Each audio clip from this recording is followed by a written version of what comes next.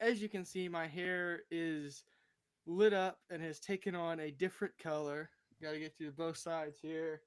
I am the biggest Georgia fan in the world, and I'm so happy my team won this weekend. They got that all important W over the frauds that were the number one team in the country and totally deserved it and didn't do anything to not deserve it. Kirtan? Yeah, I mean, I'm just so happy I hear that we can both agree on who is the best team in the SEC, who runs this university. I mean, Kieran, you went even a further step than I did to represent our team. And that, I mean, it just shows on your head. You got it engraved, you got it color painted. I mean, I would have done the same thing, but I'm just not as big of a fan of UT as you are. So, or of Georgia as you are right now. So let's just keep that in mind. Yes, ladies and gentlemen, this episode is going to be a part. Is going to be me basically clowning on and holding this episode above Kieran's head for the rest of the next 2 years, or until the Dogs revisit Texas back in our territory, back in Athens. But yes, as you can see, Kieran has lost a bet to me, which was made on the previous episode, and is now a redhead. Not official, but a Georgia dog redhead. Yeah. So let's get into it. Let's just jump right into this amazing, amazing episode that I wish could last forever. First off, let's talk about what is happening in college football and more importantly, the SEC. Starting it off with Bama and Tennessee. Kieran, what happened down in Neyland Stadium? So we thought Bama couldn't play defense. It turns out they couldn't play offense. And also kind of defense, but that's not really important. So somehow the Alabama Crimson Tide managed to find a way to lose to Tennessee. Now, Tennessee is a team that's been struggling, and especially against Arkansas on the defensive side of the ball. And you saw that improve a lot as they got really their pass rush was much more ferocious. You saw James Pierce Jr. really getting after the quarterback and just making Milrow uncomfortable throughout the whole night. And I think that was one of the biggest factors in the win. But even then, you have to say that Bama had too many shots at this to lose, right? Realistically, this was a game that if you're Alabama, it's not necessarily a must win, but it was pretty much a playoff elimination game. I mean, Bama's down to 15th in the AP poll. It doesn't look like bar winning out and other chaos. It doesn't look like Bama is one of the SEC teams that's probably going to get in because there's just too many other teams that I think are more well qualified, or at least at this point we can argue are more well qualified. Texas, Georgia, LSU, A&M, right? Those teams. And if they lose to Ole Miss, you're looking at a very problematic situation. But in general, the SEC is very chaotic, so it's somewhat excusable for Alabama, although Bama fans won't see it that way. And Tennessee, they got a great win, right? Iamalieva, to me, is finally starting to look comfortable. You did see him miss a couple of downfield passes, but I think the important thing here is that he's seeing the receiver. He's seeing the receiver, and while he may not be hitting them just accurately quite yet, you have to understand that that's a freshman making a 40 or even 50-yard throw down the field and trying to hit him with pinpoint accuracy, right? And that's not always going to happen.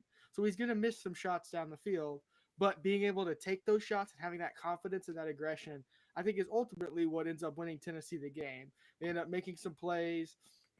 You have just consistent wide receiver play from Tennessee that really, really helps the whole team to come together and to play complementary football. When your offense is a threat, it makes your defense better. And when your offense is not a threat, it puts your defense in a huge bind. And I think we saw that honestly across all games this weekend. And that's really uh, an indicative to me of the broader state of college football, right?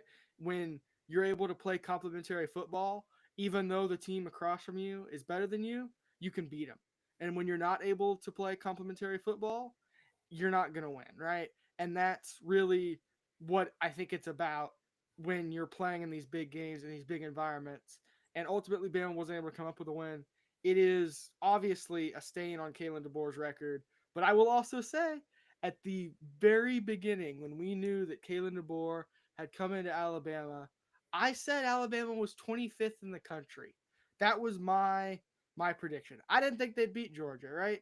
At least at that point, I didn't. And the national media hopped on the Alabama bandwagon.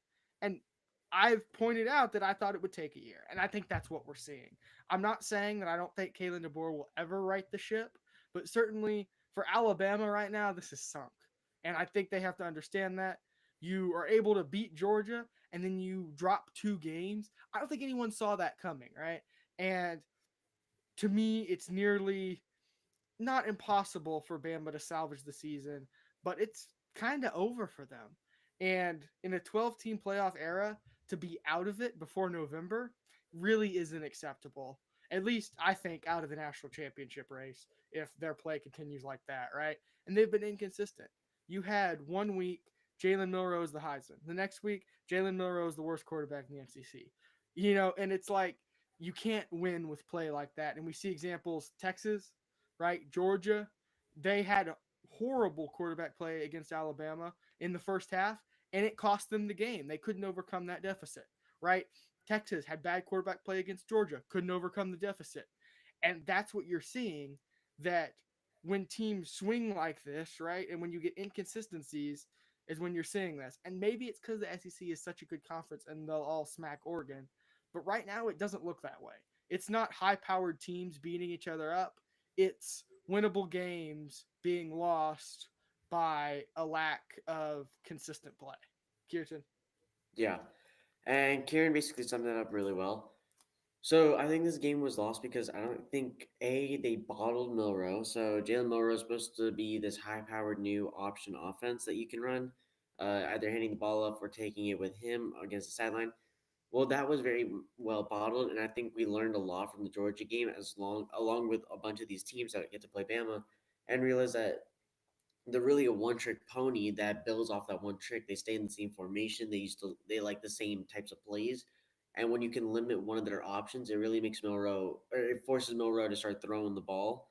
And Milroe, I would argue, his weakest point of the game is honestly his passing, because I think his rushing ability is phenomenal.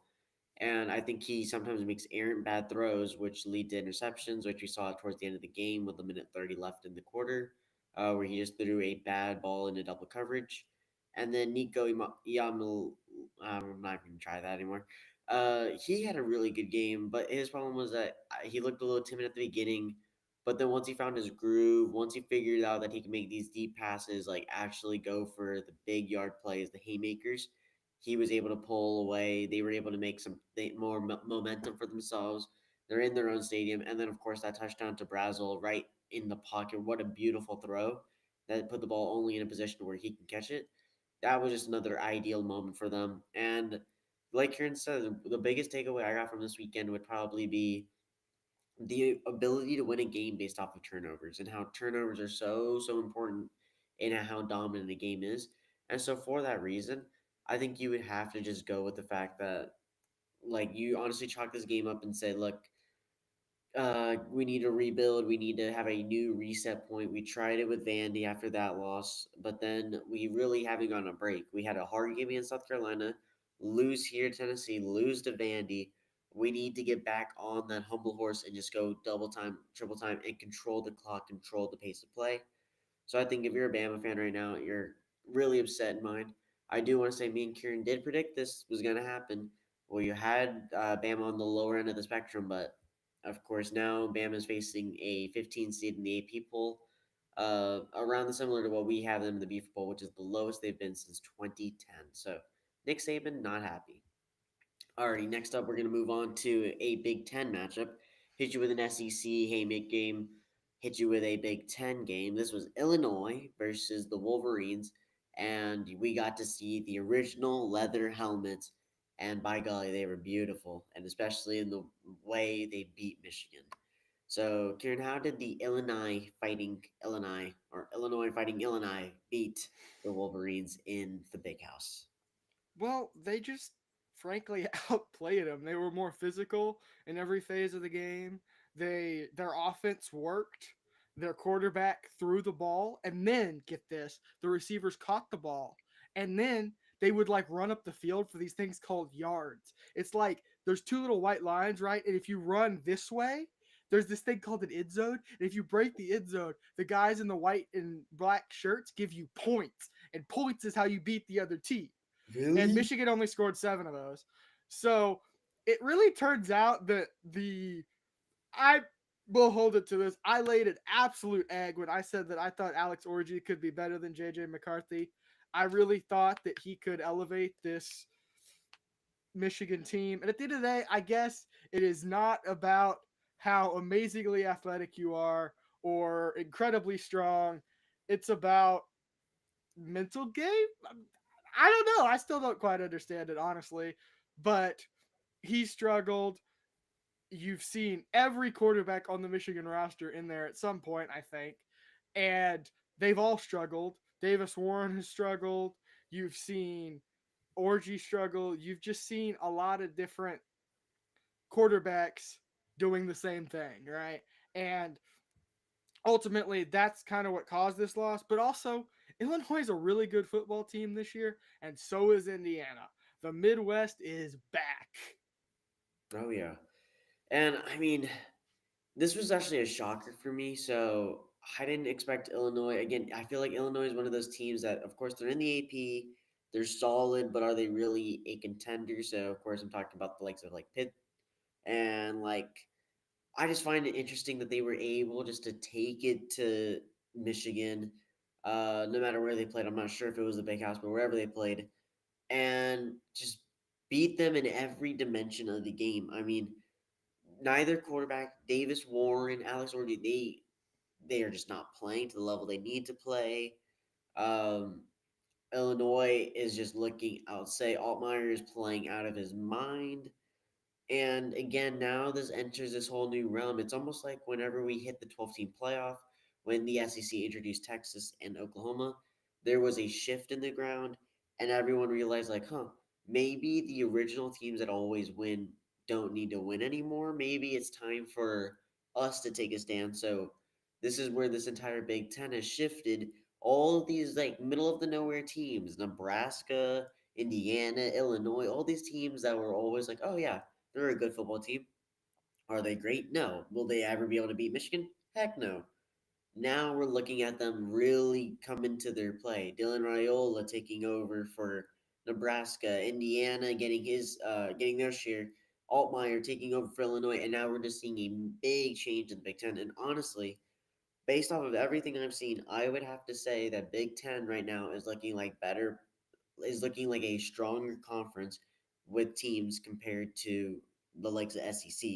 Even in the SEC, yes, they might be playing each other and making like each game look competitive and making it all like even, where each team has a loss to another. But it looks like such a differently. It looks like one team is playing pee wee football out there, the other one's playing varsity football, and it's just a big difference.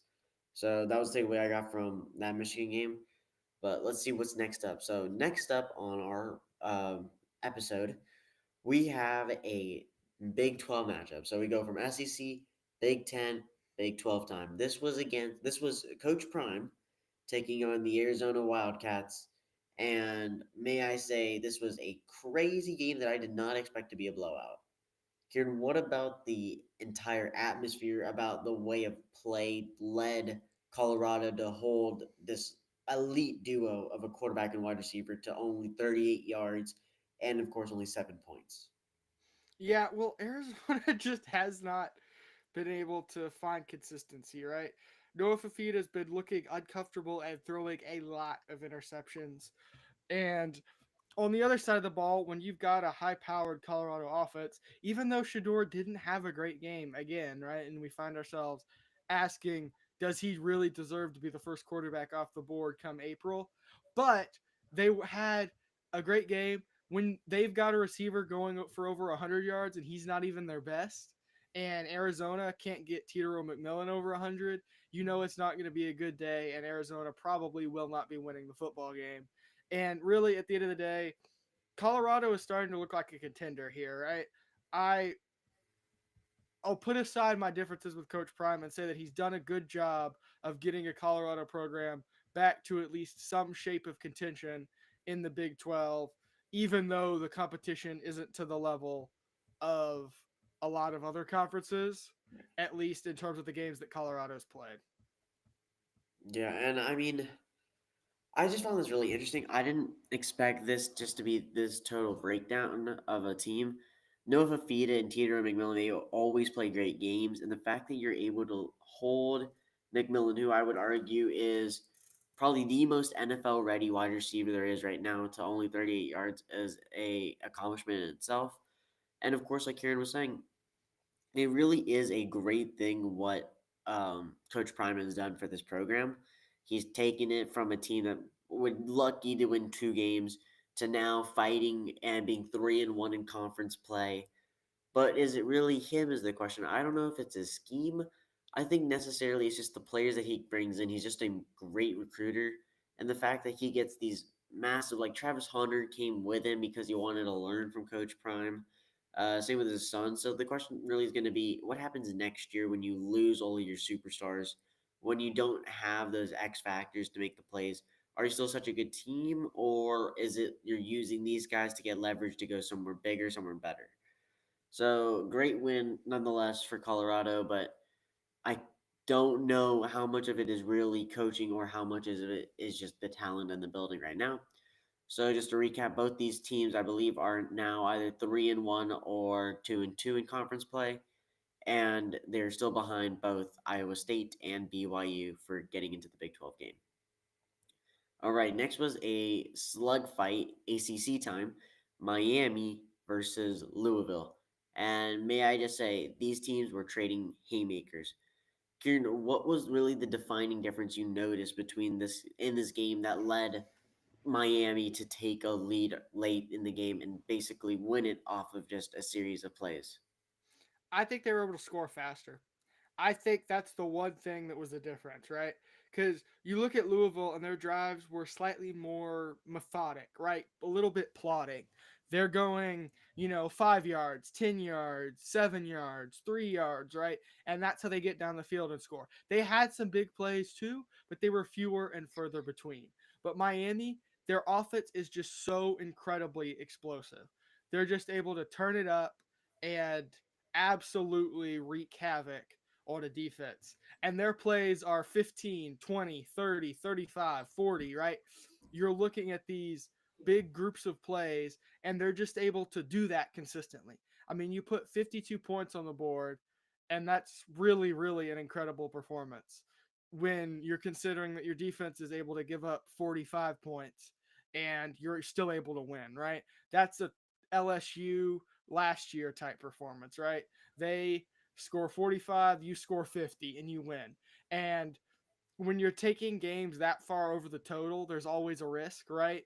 And for me, I think it's going to bite them eventually. I think they're going to find an offense that is good enough to keep up and a defense that's good enough to stop them a couple times. And that will bite Miami. Is that Clemson? Maybe. But is there also a chance that that Miami defense needs some retooling? Yes. Because really, exciting teams win games 53 to 45.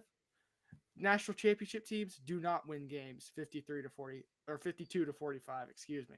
That's just not something a contender is going to do, right? If you're winning a game and it's against a good opponent, the total you want to keep that low, right? You don't want it to be a scoring fest because when it is, it increases the chances that one rogue turnover, one stop, right, does more. Because when you score on every drive, a stop can end up being the game, right? And you saw that. And that leaves Miami, to me, incredibly vulnerable if their defense is not good enough and not able to get at least a couple of stops so they can be winning by 14 consistently against good opponents, or that they can be keeping it lower, right? Keeping the game more controlled. Because when you're in a shootout, you don't have control. And I think that's the biggest point, that if Miami can slow down the game a little bit and hopefully control it with their defense a little bit more, I think it'll benefit them against better opponents. Yeah. And I think the big thing is that Miami's defense concerns me. I don't think this Louisville team was up to par with Miami. I feel like Miami's been hyped up to the fact that their offense is outstanding. Cam Ward is, of course, a Heisman contender, and they were just saying how great he can be. I think the issue here was just that I don't know. I guess Miami. I don't know how to put this. I think Miami just they gotta rely more on their defense, and I don't think they can fight against a competent offense when they really go up against it. I know that's a whole like jumble of words, but what I'm trying to get at is the fact that when you play a Clemson, when you play one of these powerhouses that are known for their offensive potential and of course their defensive just stifling, you need to have something else in that building that will just get you over the edge. Of course, you can say, look, let's just trade touchdowns for touchdowns. We know we're one of the best offenses. We got Xavier Restrepo, we got Cam Ward, we are ready. But you cannot just always rely on that just and letting it be a dogfight. Of course, we saw what happens. Like, what happens when you take one of the best offenses, hint Texas, and you put them against a great defense, Georgia? What happens in the end? And we clearly see that no matter what, defense typically wins the game. Turnovers is where it's at. And so I don't think Miami can take more of these risks. Miami have had two back to back very, very, very close games. And the fact that we're still keeping them up, they're still fighting on, is a really persevering thing. But I don't know what's going to happen when it comes to the ACC because you still have to have a big matchup against Clemson, and that is really going to be your tell sign of like who comes out of this with a playoff spot, who has a guaranteed playoff spot, and I feel like that's just going to be a concerning thing for both sides. But keep keep going, keep fighting, Miami. You still got this. We believe in the Hurricanes. Go you. But now it is time at last. We must talk about South Carolina versus OU. I know what everybody was thinking, but nope, I'm gonna keep talking about it. So, Kieran, what did you see and how did you know to call this game so perfectly? So OU sucks. And I'm not even saying that in the rivalry sense. I'm just saying it in the flat out they're not good at football. They're kind of like the Michigan of the SEC, except Michigan has won some games. Actually, OU has too. You know what? OU is the Michigan of the SEC. Nail it right down. That is what I'm saying here because not great quarterback play, good defense, no wide receivers. There are a lot of parallels, man. Um, Losing to good teams by a lot, losing to bad teams by a little. There's a lot of parallels with OU and the beloved Michigan Wolverines.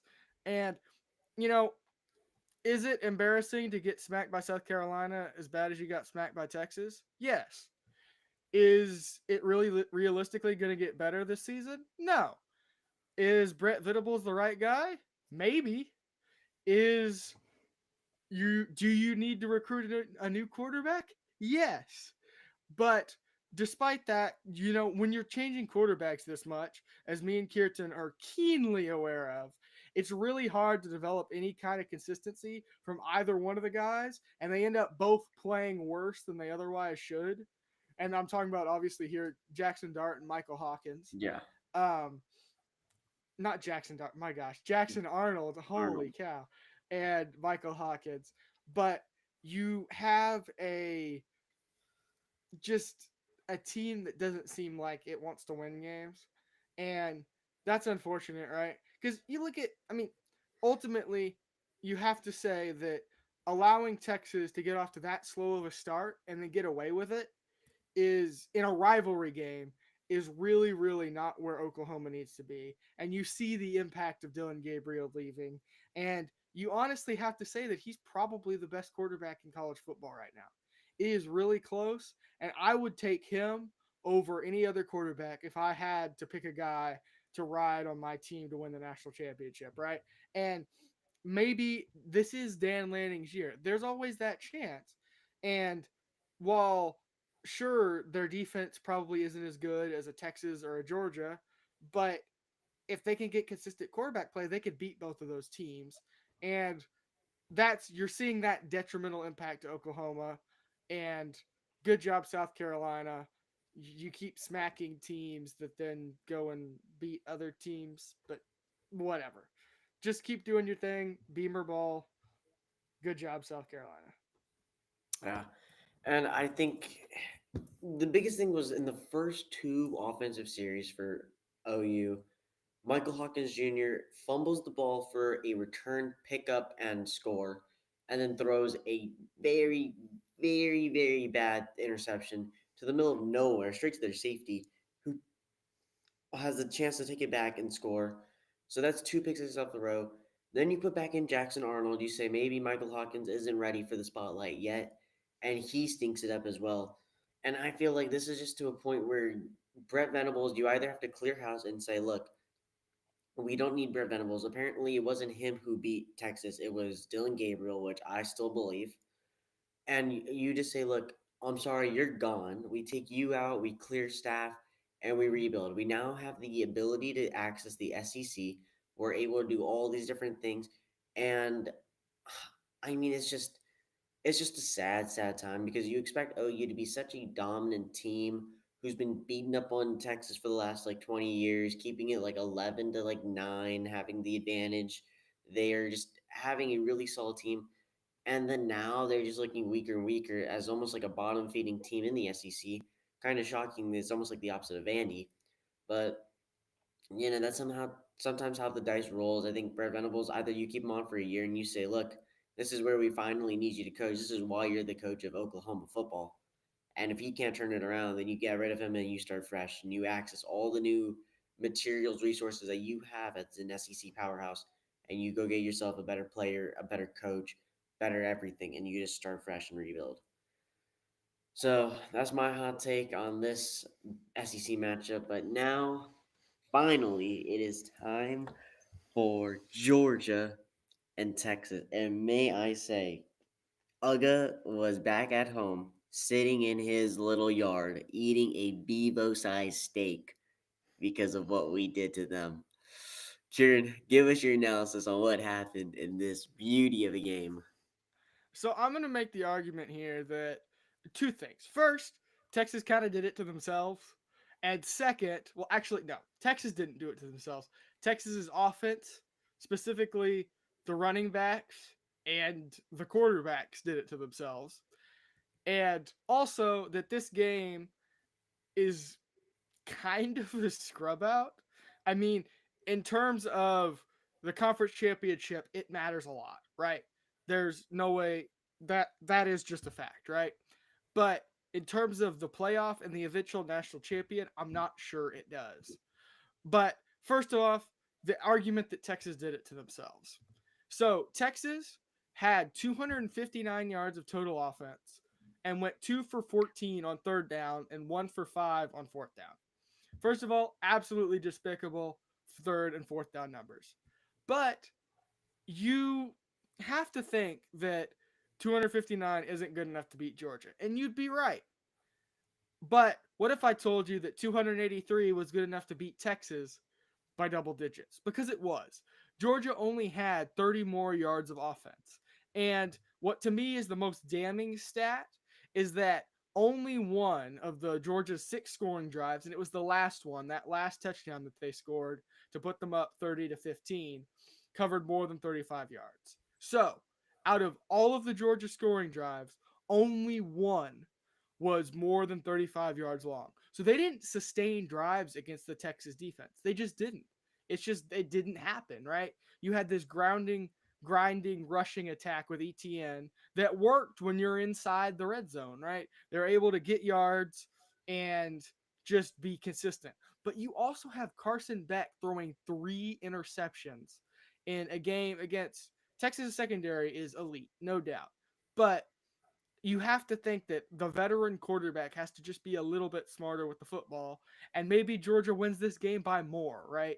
It was almost a Georgia trying to hand the game to Texas and Texas insisting that Georgia get the win, right? It was not a pretty game by any stretch.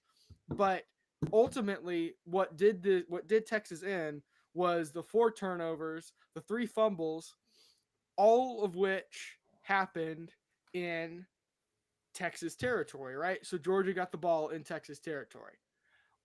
Of Georgia's turnovers, 2 of them were deep. Texas was deep in its own territory when it got the ball. And one of them was in the red zone, right? But those turnovers being what they were, right? Being where they were, giving Georgia that amazing field position so many times, and then Texas also having to punt and Georgia getting great field position was really what led to the points and put your defense in a horrible spot, right? And you can't do that. You have to play better complementary football.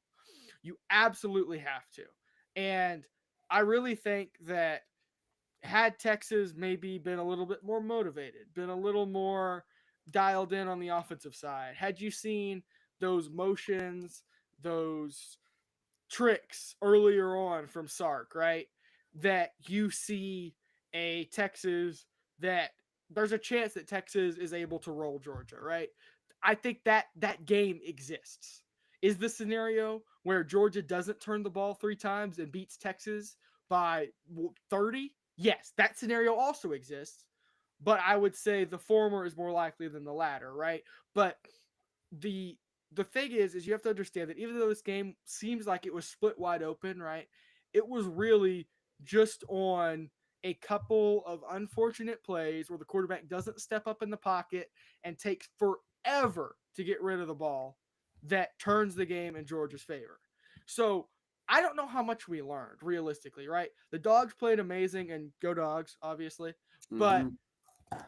you have to think that while Georgia's pass rush is ferocious, it's also partially quarterbacks. You got to help your tackles out. Like when we're blocking for you and then you go somewhere we can't block for you, that's a rough situation. And you saw several of those fumbles, they're not coming from real pressure, right? It's from Ewers or Arch holding the ball and then stepping backwards, right? And when you step backwards, I'm gonna get nerdy here because it's worth it. You're trying to make a pocket, right? You got this U shape, right? And the dangerous bits are the points of the U's because guess what? That's where the All-American defensive ends are.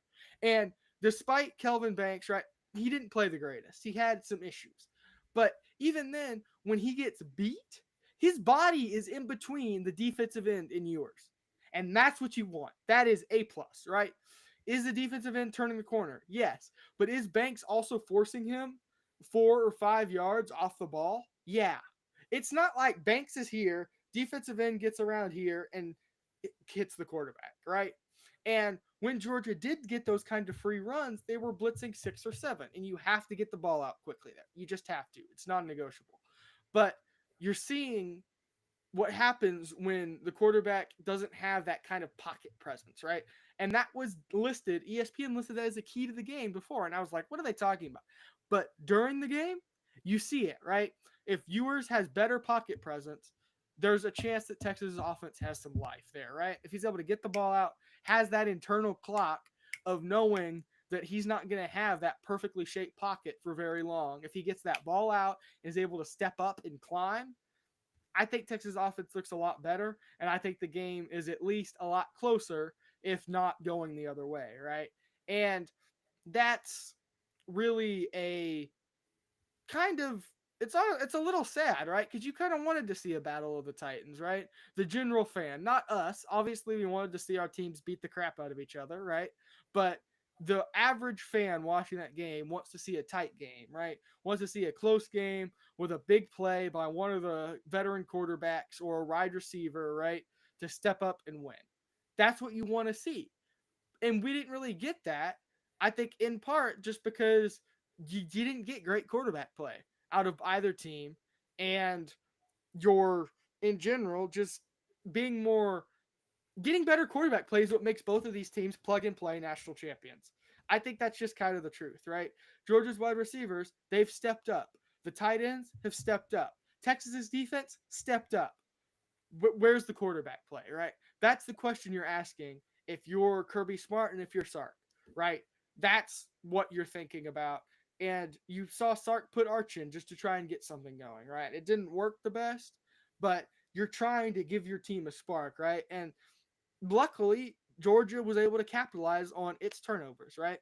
And if they're not, you're looking at a very different Monday headline where it's an ugly game and it's like 15-16, right? Whoever wins. And it's a bunch of field goals and all that crap. But without those couple of turnovers, you have to look at the game in a more egalitarian light and understand that neither of these teams is right now a national championship favorite, despite one beating the other by 15 points.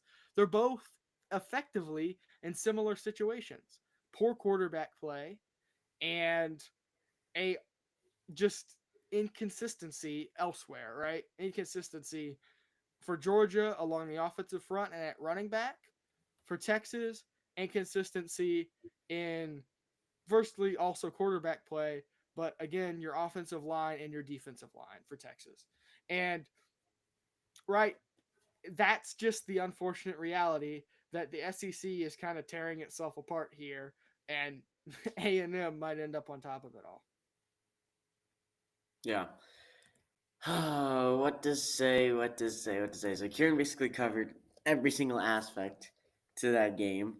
All I will say is I think that Sarkisian was outcoached by Kirby Smart. I think Kirby Smart played a much better brand of football. I think both quarterbacks did not play to the level they should have.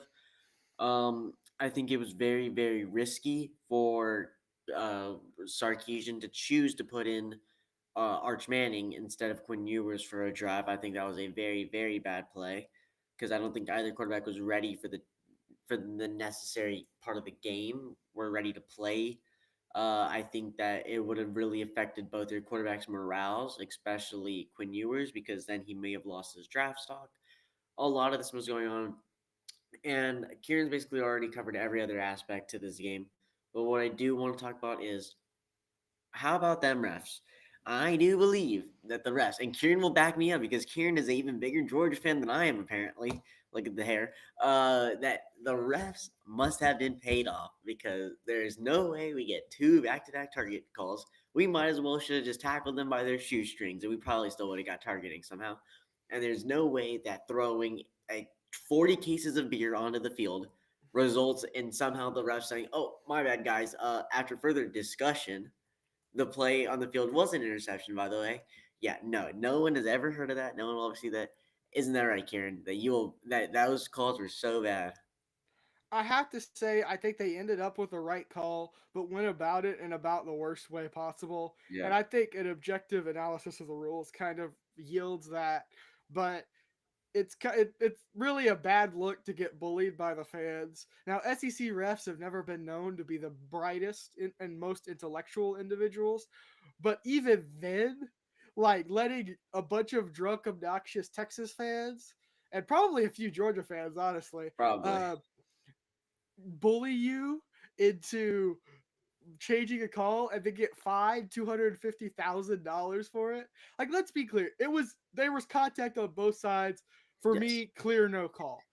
But even then, getting looking at it, throwing the flag, confirming the flag, and then getting harassed into not confirming the flag is genuinely unbelievable. I honestly, maybe every year and every call, fans should just start throwing stuff and see what happens. That is not a suggestion. That is not condonement of Miller Lite can related violence, but maybe it works. if it works, it works. And if it only costs $250,000, then sign up the biggest universities, i.e., Texas, Georgia, every single SEC team. From now on, no matter how bad the holding call is, we shall throw all of the Budweiser onto the field and then force the refs to now make a change. Because bullying, apparently, in the SEC is allowed as long as it's towards the refs. I mean, all I'm saying is 250 grand. It's only a Lamborghini. Only. It's only one NIL paycheck to Quinn Ewers. Pretty Just much. saying. So, yep, that was a recap of every big game that occurred this week. Let's quickly do the BFER poll and get straight into the projections of the following week. And then we shall say sayonara. But let's first not get ahead of ourselves, jump straight into the BFER poll. So, of course, you're going to see a lot of changes. But what we want to emphasize is the stuff at the top. So here between 1 through 5, of course, Oregon isn't changing. Oregon will always stay where they are right now because Oregon is now the top seed. They were the top seed last week, and we don't have enough information to go off of that says Georgia needs to jump them. But next is Georgia, of course. Georgia jumps to number 2 in the rankings. Dominant performance over Texas. Of course, you're going to jump up higher. And they actually jump over Ohio State, who fell to Oregon last week. They run by this week. Again, we don't show any love to you if you play on the bye week. So there you have it. Next is Texas. Bad loss to Georgia at home. Could have been persuaded to move them farther down. Could have been persuaded to move them up. The model had them at 4. Following that is Miami. Tough win on the road, though, so there you go. Penn State following suit. Clemson keeps moving up the ladder, just keeps winning by double digits, keeping the games really, really or distant.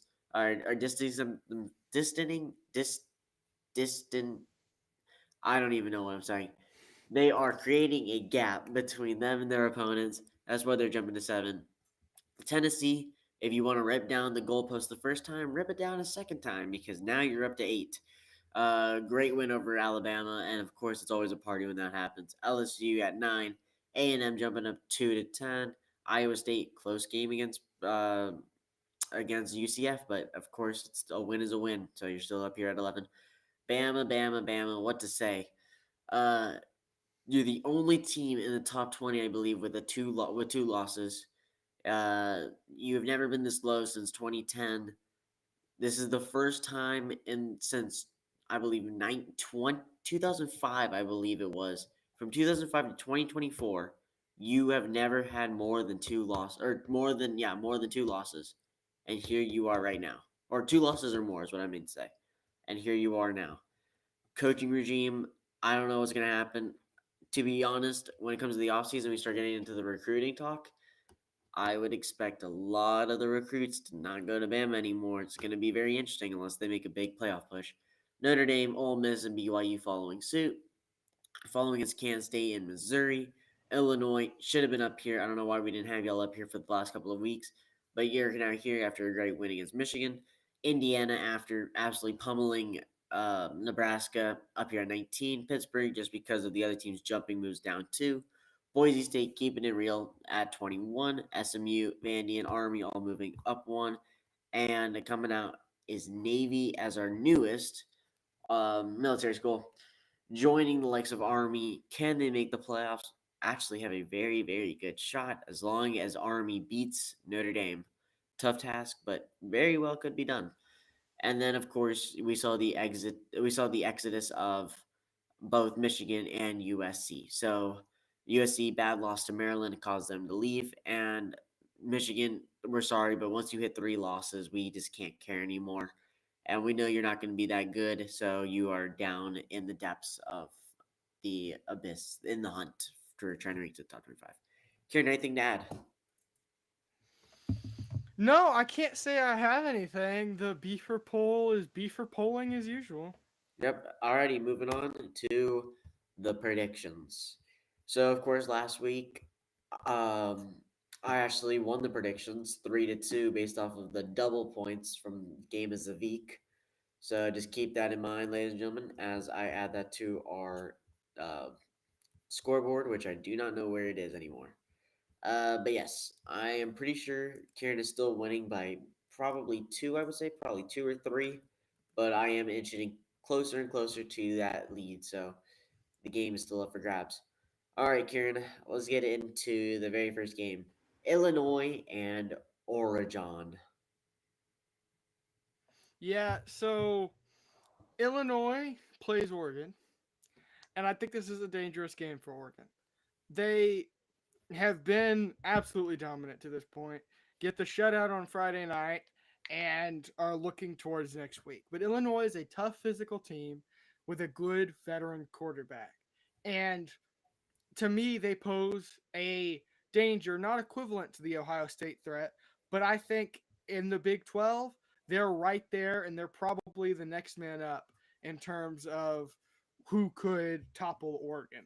And I think that at the end of the day, other than Penn State, can't forget about Penn State. I think at the end of the day, Oregon will get the win, but it's a good game to watch, and I think Oregon should definitely be on upset alert this week with Illinois and their incredibly hard nosed and well put together football program. I, however, have Oregon 35-21. Yeah, Kieran basically hit this one on the head. Oregon, right in the hot hand. They're the one seed. I think they're going to keep it up. I'm going to say Oregon 42-31. Oregon. So keep that in mind.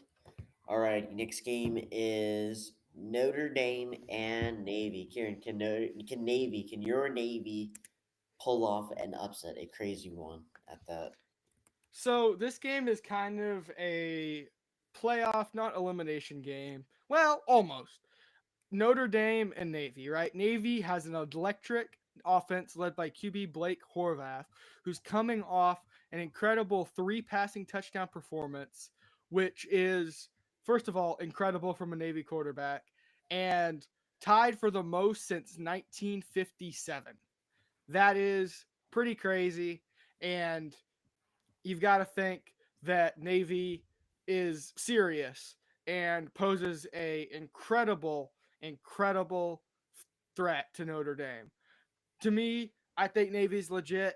I think they're physical enough to keep up on defense, and I think they have the potential to gash Notre Dame in the run and with the passing attack up and down the field. To me, I think that the triple option poses a threat to Notre Dame's defense because, again, they are secondary led, right? Their secondary is the hallmark and the bell cow of that Notre Dame defense. And if Navy is willing to commit to the run, which we know they are, they can get solid yards and off of that RPO into passing situations to put that great secondary on their back feet. And the really good question is can Notre Dame keep up offensively through the passing game, which is I think how they're going to have to beat Navy.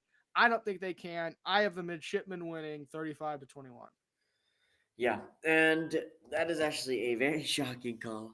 So here's the thing. I think as a collective, I can finally say that I think Riley Leonard was the biggest letdown in the transfer portal this year. I think Notre Dame was writing the idea of, ooh, we can pick up these uh, outstanding quarterbacks who only have a year left that can ball out for us, go win a natty. No, that wasn't the case. I don't think Notre Dame has really shown any life besides from the Texas A&M game. They've looked weak and looked like they're just cruising on by since NIU. And so this game can go both ways, of course. Navy is having one of the best years they've ever had, and they're honestly looking uncontested. Same with Army. But can they really take down a powerhouse Notre Dame, or will it just become a fight? Will it just come back to the fact that it's in tradition for Notre Dame to dominate? Notre Dame football is the ideal, is the pinnacle of football. And so, of course, you have to always keep this in mind. The game is at Navy, so it's really a toss up, but I am going to have to stick to my guns and say, give me Notre Dame 31-14. I'm going to take the Fighting Irish. I think that they are just, it's just embroidered in their DNA to win this one. So that's who I have. Alrighty, going back to another good game, Missouri, Alabama. Kieran, will Alabama shake off a loss with a win, or will the tumble just keep tumbling?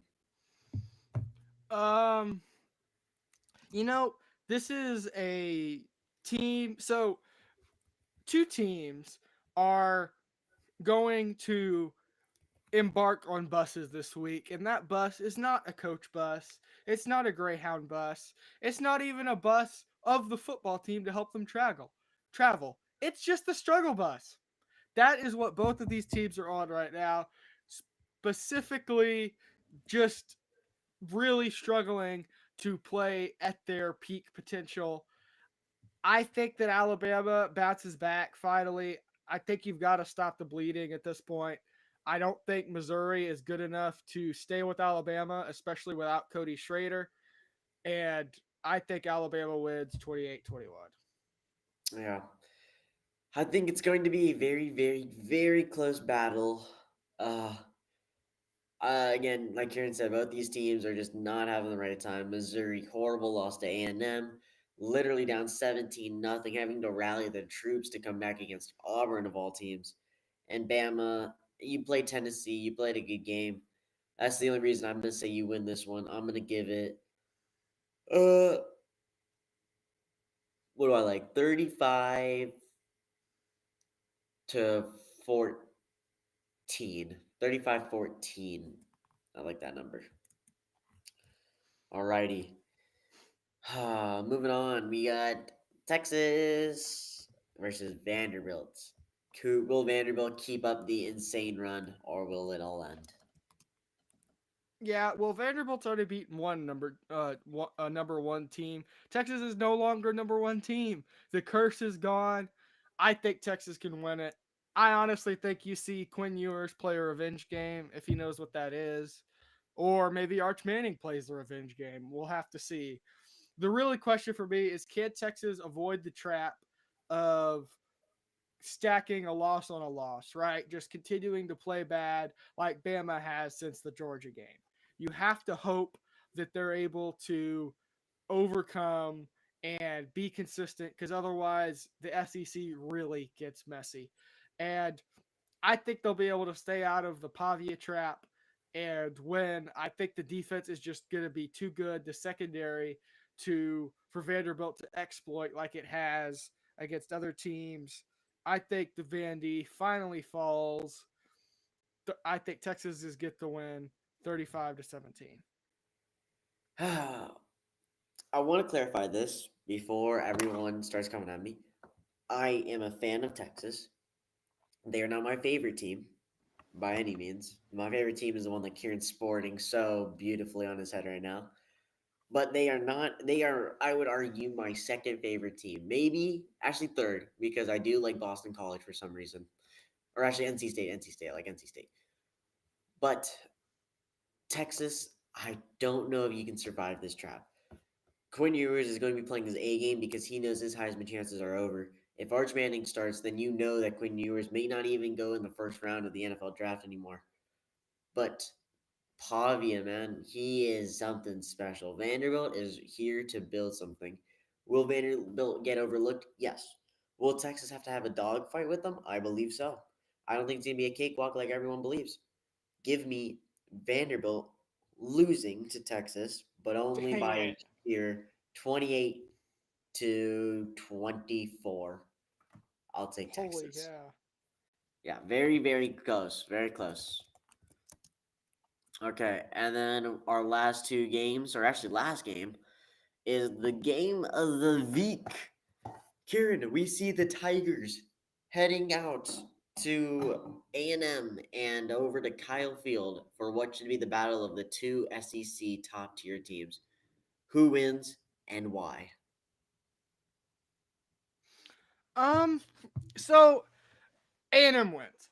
And first reason, it's in Kyle Field, incredible atmosphere. Second reason, I think A&M's defense is a little bit better. I don't know if Garrett Nussmeier is going to be able to exploit this A&M defense the way he has other defenses. I also think that A&M is, I think, a little bit better coach. I trust Mike Elko more than I trust Brian Kelly, and that's kind of just a truth. I think there's a chance that LSU is able to get this win, right? There certainly is. LSU skilled team, great wide receivers, solid along the lines of scrimmage, and a defense that is improved. But I think A&M, with the combination of a very, very solid run game with the second leading running back in the SEC and a very just overall put together team that is looking and playing the best ball A&M has played in years. I think A&M is able to get the win 35-31. See, for the sake of this being interesting, I am taking LSU. I don't know about this game at all. That's why I'm taking LSU. A&M, they're at home. A&M's look dominant, something that no one would have expected A&M to be.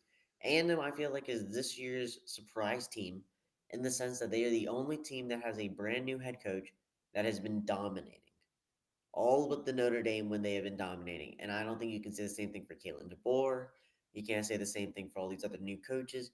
And so that, Mike Elko, you should pat yourself on the back and say that's just amazing for you. But can you beat a well coached LSU team? LSU playing some of the best football that they've been trying to play. They're the eighth seed. Garrett Nussmeier having a good time at offense, not doing the best on offense, but he's not doing the absolute worst that we've seen. You are heading to Kyle Field. That's another part of the atmosphere. Can you beat the atmosphere? Yes or no? It's a hard question to answer. But I think LSU, if you remember, I believe the last time these two teams played, or at least in Kyle Field, this game ended up 72-74. A&M won the game. Expect it to be the same thing all over again. Maybe not 72-74 and setting a high for the highest score of all time, but do expect it to be a fun, close game. I think LSU's out for revenge here. I think they want to get that win, and they're going to want to beat a team in Kyle Field because it's all the sweeter when you do it at a big stadium. Give me LSU 42-38. And that actually will do us the favor. Actually, yeah, that will do us the favor. I was thinking about rethinking my score for the LSU game, but nope. 42-38 seems about fine. That'll do it for this episode. We are your two biggest Georgia fans of all time. Yep, can Everybody, confirm. do me a favor. Take a photo of the haircut. Send it out. It will be posted on all of our social medias. It already is, in fact. Yep. But one thing I'd also like to point out is that I took a little trip to the convenience store with this ensemble, and I passed a friendly neighborhood City of Austin police officer, and he looked at me a little bit differently. You know, I didn't get pulled over, but all I'm saying is it was right there. Big guy, wearing the Georgia haircut, and driving perfectly within the legal speed, but I still got the funny business. Yeah, you can shake Texas, but you cannot shake that DWI conviction. Don't drive while drunk, kids. That is your moral of the story. That is your lesson. Looking forward to another great week of college football. And how wild is it that A&M and LSU are fighting for the top of the SEC? Something I would have never called. No. Well, that'll do it for this week's episode. I cannot wait for school tomorrow. Hopefully, all that dye stays in. Let's pray. Alrighty. This has been Kirtan, and I will see you next time on Beyond the Snap. Kieran, anything else? No. Well, that's been it for the Beyond the Snap podcast. Peace. Nice. All right. Oh, I just peeped the socials. They're so good.